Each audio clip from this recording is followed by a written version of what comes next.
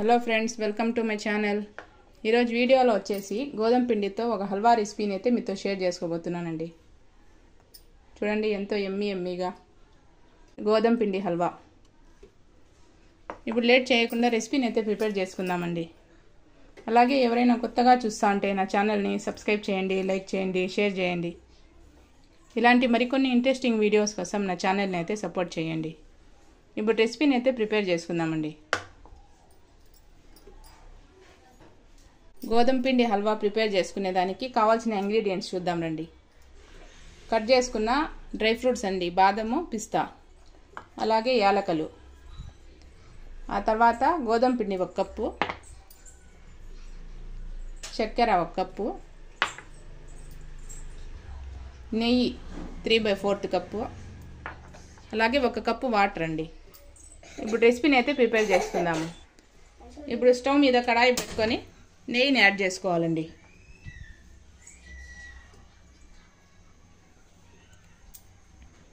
నెయ్యి వేడైన తర్వాత 1 కప్పు గోధుమ పిండిని యాడ్ చేసుకోవాలండి.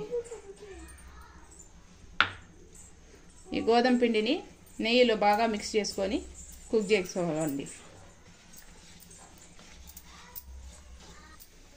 ఈ ప్రాసెస్ అంతా ఫ్లేమ్ని సిమ్లో పెట్టి చేసుకోవాలండి, లేకుంటే మీడియంలో పెట్టి చేసుకోవాలి. లేకుంటే గోధుమ పిండి అంతా మాడిపోతుంది.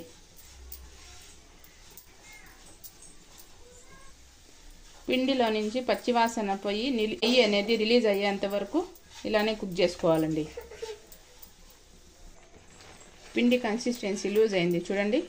ఇలానే పచ్చివాసన పోయేంత వరకు ఒక 5 to 10 minutes కుక్ చేసుకోవాలండి. చూడండి, పిండి అయితే బాగా కుక్ అయిపోయింది. ఇప్పుడు ఇందులో 1 కప్పు షుగర్ని యాడ్ చేసుకోవాలండి. ఈ షుగర్ని అంతా మెల్ట్ అయ్యేంత వరకు బాగా కలుపుకోవాలి. షుగర్ అంతా మెల్ట్ అయిపోయింది చూడండి. ఇప్పుడు ఇందులో 2 ఇలాచీలని ఇలా చీల్చి వేసుకోవాలండి ఫ్లేవర్ కోసం. ఇప్పుడు ఇందులో 1 కప్పు వాటర్ని యాడ్ చేసుకోవాలండి. కొంచెం వేసుకొని కలుపుకోవాలి వాటర్ని.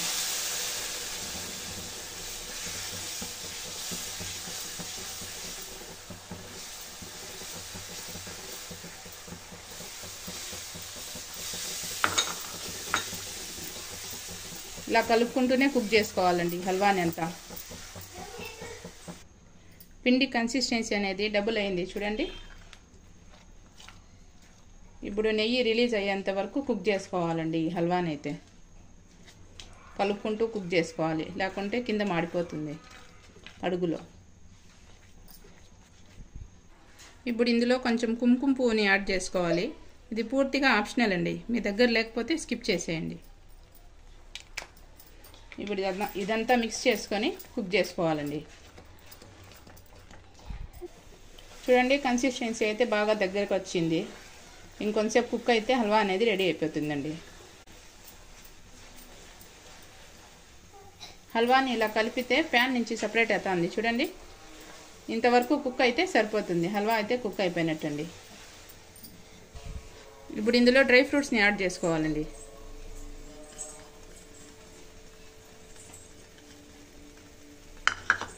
ఇవంతా బాగా మిక్స్ చేసుకొని కుక్ చేసుకోవాలి.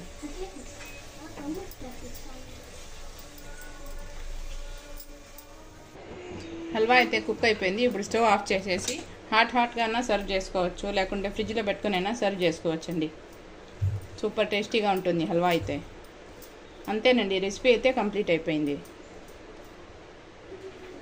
ఇప్పుడు ఈ హల్వాని ఒక సర్వింగ్ ప్లేట్లోకి తీసుకొని గార్నిష్ చేసుకుందామండి.